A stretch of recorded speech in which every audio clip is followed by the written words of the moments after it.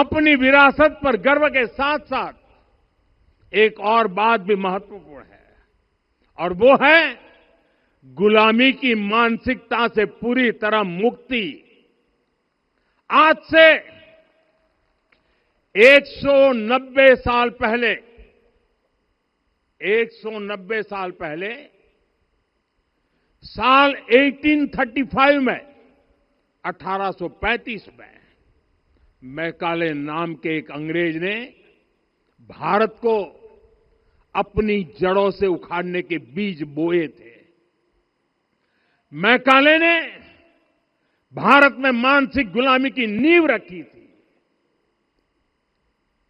10 साल बाद यानी 2035 में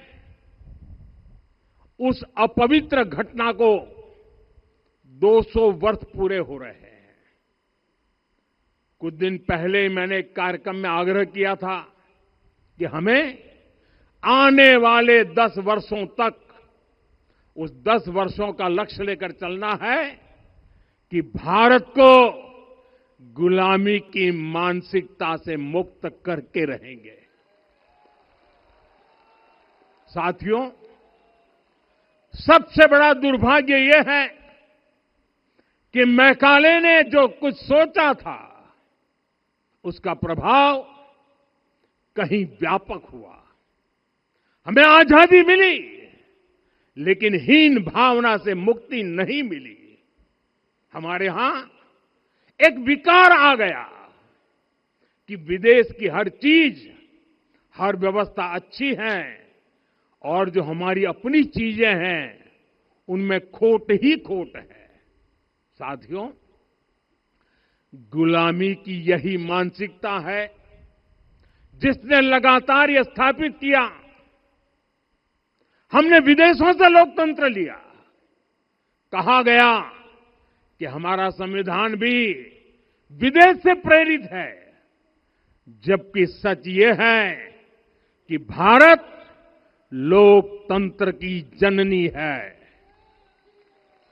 मदर ऑफ डेमोक्रेसी है। लोकतंत्र हमारे डीएनए में है।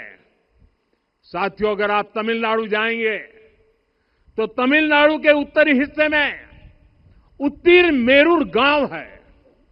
वहां हजारों वर्ष पहले का एक शिलालेख है। उसमें बताया गया है कि उस कालखंड में भी कैसे लोकतांत्रिक तरीके से शासन व्यवस्था चलती थी, लोग कैसे सरकार चुनते थे। लेकिन हमारे यहां तो मैग्ना कार्टा की प्रशंसा का ही चलन रहा। हमारे यहां भगवान बसवन्ना, उनके अनुभव मंटपा की जानकारी भी सीमित रखी गई। अनुभव मंटपा यानी जहां सामाजिक, धार्मिक और आर्थिक विषयों पर सार्वजनिक बहस होती थी, जहां सामूहिक सहमति से निर्णय लिए जाते थे। लेकिन गुलामी की मानसिकता के कारण इस भारत की कितनी ही पीढ़ियों को इस जानकारी से भी वंचित रखा गया। साथियों, हमारी व्यवस्था के हर कोने में गुलामी की इस मानसिकता ने डेरा डाला हुआ था। अब याद करिए, भारतीय नौसेना का ध्वज सदियों तक उस ध्वज पर ऐसे प्रतीक बने रहे जिनका हमारी सभ्यता, हमारी शक्ति, हमारी विरासत से कोई संबंध नहीं था। अब हमने नौसेना के ध्वज से गुलामी के हर प्रतीक को हटाया है। हमने छत्रपति शिवाजी महाराज की विरासत को स्थापित किया है।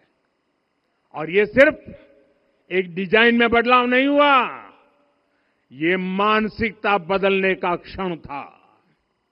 ये वो घोषणा थी कि भारत अब अपनी शक्ति अपने प्रतीकों से परिभाषित करेगा, न कि किसी और की विरासत से। और साथियों, यही परिवर्तन आज अयोध्या में भी दिख रहा है। साथियों, ये गुलामी की मानसिकता ही है जिसने इतने वर्षों तक रामत्व को नकारा है। भगवान राम अपने आप में एक वैल्यू सिस्टम है। ओरछा के राजा राम से लेकर रामेश्वरम के भक्त राम तक और शबरी के प्रभु राम से लेकर मिथिला के पाहुन राम जी तक भारत के हर घर में, हर भारतीय के मन में और भारतवर्ष के हर कण कण में राम है। लेकिन गुलामी की मानसिकता इतनी हावी हो गई कि प्रभु राम को भी काल्पनिक घोषित किया जाने लगा। साथियों, अगर हम ठान लें अगले 10 साल में मानसिक गुलामी से पूरी तरह मुक्ति पा लेंगे और तब जाकर के ऐसी ज्वाला प्रज्वलित होगी, ऐसा आत्मविश्वास बढ़ेगा कि 2047 तक विकसित भारत का सपना पूरा होने से भारत को कोई रोक नहीं पाएगा।